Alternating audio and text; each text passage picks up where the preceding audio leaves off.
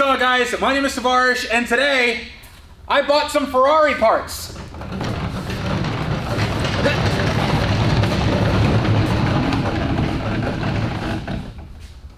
A lot of Ferrari parts.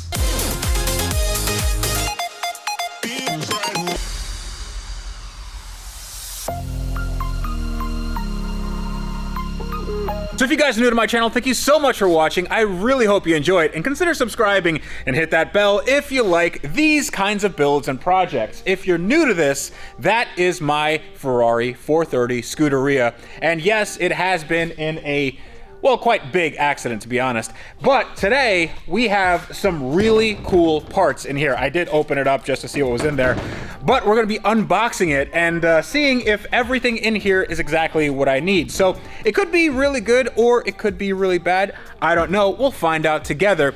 But I wanted to give a big shout out to the series sponsor of this, Recover, because without them, none of this could be possible. And also without them, you guys are at risk with your own cars because they are a game changer when it comes to keeping your cars safe. So if you've ever been in a situation where you have to deal with a fleet of cars, let's say you're in a rental car lot, or you're in a dealership, or you work somewhere where they manage a fleet of cars, you know exactly how frustrating it could be to find something specific in a lot of dozens or maybe even hundreds of cars. And that's where Recover comes in. So what this is some extra security for your car that you can install in 30 seconds completely wirelessly. So if you're a dealer, Recover has no upfront costs, and it provides a substantially improved and simplified financial model compared to other theft recovery solutions currently available on the market. You can also use it to find a misplaced vehicle in a parking lot, or you can get immediate alerts if the vehicle is moved unexpectedly with the lock location feature. So go check this out in the link in the video description below. It is a game changer for car security.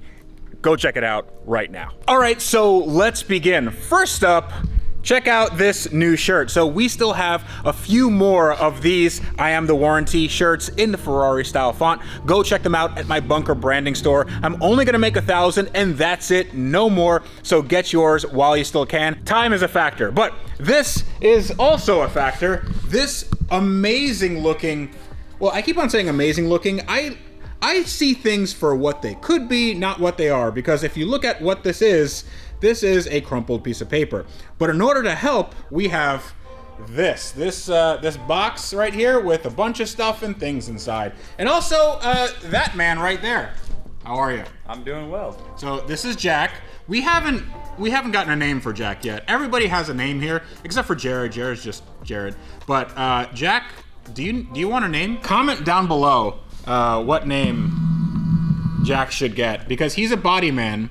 And he floated the idea of Sir Jax a lot. I think that could be a little bit, let's just say it's not exactly family friendly. So my night name. Yeah, but if you guys want Sir Jax a lot, just put it down in the comments, and then I'll just I'll pin it, because that's obviously the name he needs. All right.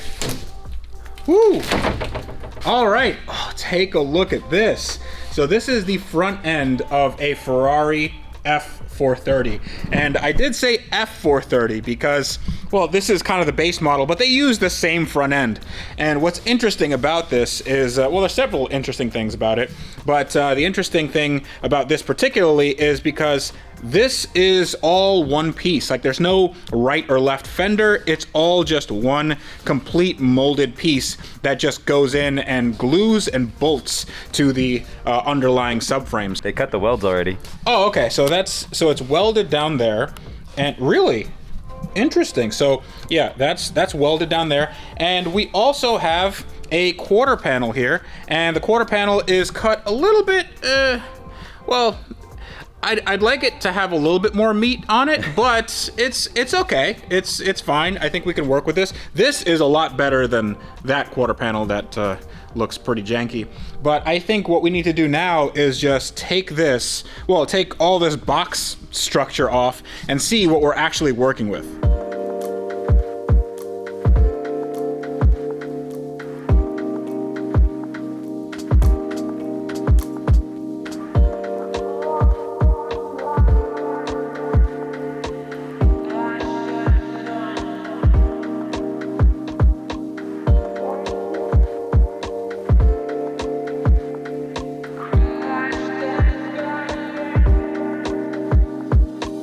Well, okay, that actually looks really cool. If I was 8 years old, I would want this to be my bed. It looks pretty good. You can see that they took out some of the welds here. I think they took out some seam sealer, right? I think that's what happened. Yeah, it's pretty much ready to come off. I think the only thing we're gonna have to do is loosen up a few spots and should be good to go. So I want to see how this all comes apart because, uh-oh, did I just lock myself? Did I just lock myself out? Hold on. Wait. Hold on. Wait. Okay, I wasn't worried. You have bolts here, and there's already some bolts missing, so that's going to be fun to source. But if you look over here, it's my favorite. Fire damage. I didn't see any damage underneath. I shined a light on it there really quick. I didn't see anything like too intense. Just maybe it got hot enough to burn the paint. Okay, so that's not too horrible. So let's take this off, and then we can measure up the front bulkhead, and then see if this is okay with mating to this. And then we could just put it, like, smack it all together, and then put it on the car, and then the car drives away in this episode, right? Yes. Yes, it's only going to take like 15 minutes. Glue and rivets. Yep. It's... See us tomorrow, guys. We're going to lose the shop.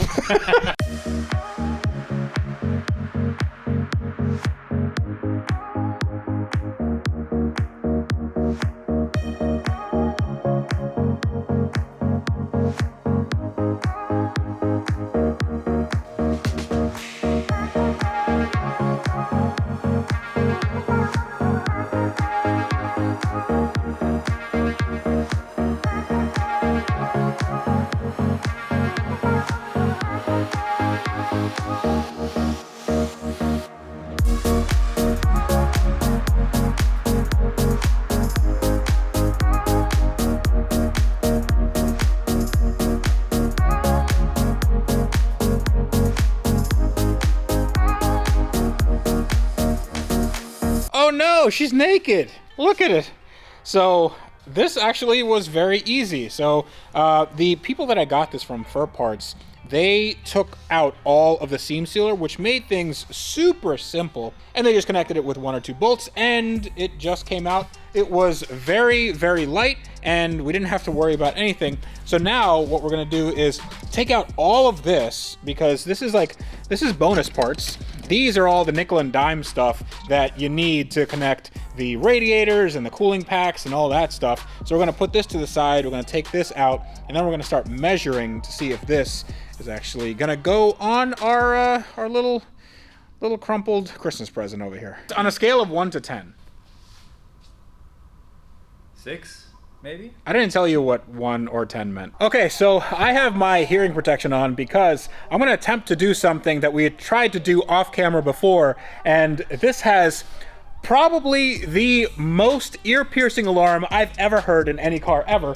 So I'm going to take off the battery terminal so we can safely work on this car.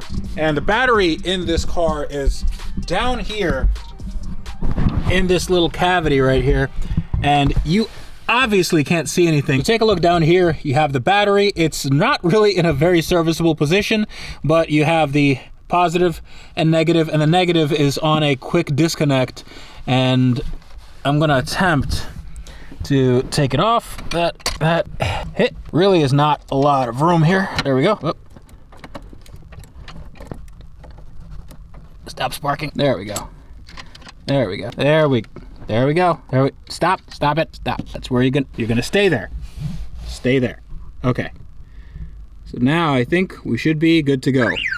So here is a moment of truth to see if our car here, the tub here, is actually square. So we measured from there to here, and then we're just gonna do that diagonally. And this should match up completely. So there and there. Boom. Perfect. Okay, so that's good. But we want to see if this is actually like square to here, right? Like this is not going to match up, is it? No. Yeah. So boom, and actually that's not too bad. Yeah, this is a good indicator that we don't have a ton of sway going that direction. We're gonna have to work with height. We're gonna have to figure that out. But as far as that, I mean, that's a good indicator there. Let's just see how far off it is compared to The other side. So the other side's right about here. So it's supposed to be in this region. Yeah, that's a big oof right there, my dude. Only about 3 to 4 inches. Yeah, it, you know? yeah. You know, that's there's a bit of tolerance there. Yeah. I think. I think put shims, so we're good. Yeah, we're good. We just need a bunch of spacers. What's good is that we can this is actually okay. We're definitely fixing all this. We're replacing everything on the front, but what it tells us is that it didn't shift this way, and we know that back there is all straight. So everything over here is all good, and that's what we're keeping, and everything up here is getting replaced. So here, all we got to do is, well, what do we got to do now? So we're gonna have to clean off all of the massive amounts of seam sealer that Ferrari decided they needed to put on here.